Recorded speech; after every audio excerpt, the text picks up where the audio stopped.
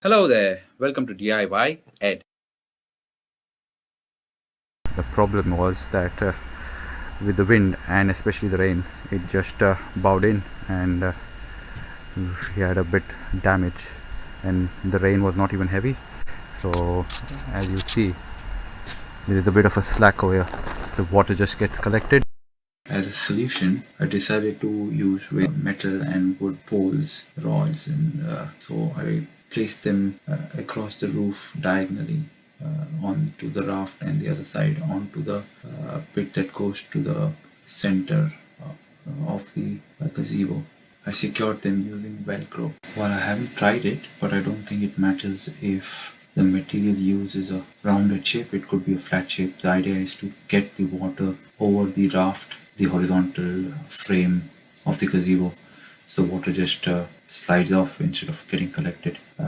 So as long as it passes over the gazebo, which you'll see in the video as I demonstrated, it should be fine.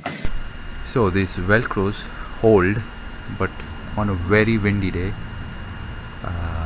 they can literally slide.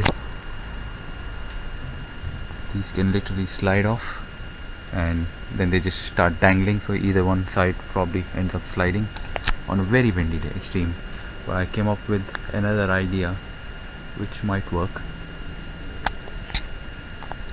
So using a bamboo, one that you could use in your garden, hopefully lying about. This is approximately a meter wide for the 3x3 gazebo, and I used one of these clips.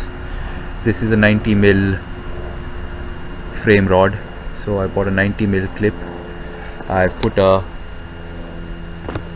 I fashioned in this case a quarter pin or a split pin. The quarter pin or split pin will help it rotate on the axis over.